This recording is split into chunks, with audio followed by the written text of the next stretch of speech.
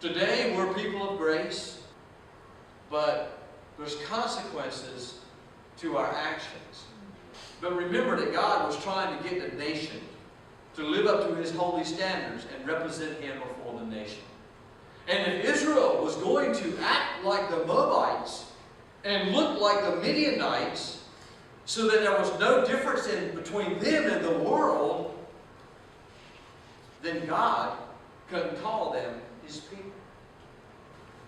You've been born again. You've given your heart to the Lord. But yet, after you have given your heart to the Lord, you are no different than everybody else around you.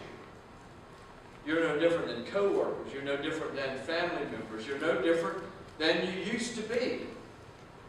But yet, something happened. Maybe you went up front to church and revival service. Maybe you knelt down. Maybe you prayed. Maybe somebody put pressure onto you to accept Christ as your personal Savior or whatever. But then when you got up and you walked out of the church, you really haven't changed. You're still sort of the same person. Well, I think that's what God was so angry with about these people, was that they were calling themselves children of God, but yet they were drifting over to the camp and hanging out with the prostitutes and looking like the guys over there and acting like the guys over there and having sex over there and eating of the food and partaking of the temple services and doing all of that stuff. And then they were coming back into Israel and, just sort of getting back in and mingling with their wife and children and acting like nothing had happened. And I fear that what has happened in the modern church, and this is not very popular for me to say this, but I fear what has happened sometimes in the modern churches is we can go out of the doors. Listen to me. We can go out of the doors on Sunday morning and be no different than the world, and then come back in the doors the following Sunday and be so spiritual, and yet in the in-between time, our co-workers and our family see no difference between us and anybody else around them. There needs to be a difference. It may be today that we need to re-examine our lives and sort of look at the way we're living.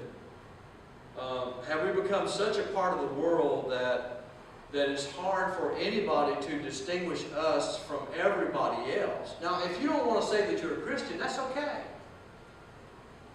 But the older I get, the more it bothers me when people say that they're Christians, but yet get out in the world and talk like the world and do things that the world is doing. There needs to be a separation. But what I'm talking about is a frame of mind that if we're going to be different, let's be different. Let's make up our minds that we're going to be different. The nation of Israel was supposed to be different from the Moabites and the Midianites. God did that for a purpose. He wanted them to serve Him so that the Moabites and the Midianites would not be shunned and wouldn't be welcomed, but so they would be welcomed. So that they could come. God never turned away anybody that ever wanted to join himself to Israel. Did y'all know that?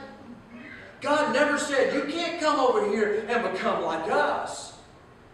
God wanted the nation of Israel to be so separate, to be so distinct, that other people would look around at some of the practices that were going on around them and say, man, I can't believe we're sacrificing our babies over. I can't believe we're living like this. This is not the right way to live. Look at the way Israel's living. I'm going to take my family and we're going to migrate over there and we're going to adopt their methods and the way that they worship God. We're going to start serving their God. That's the reason God had it that way.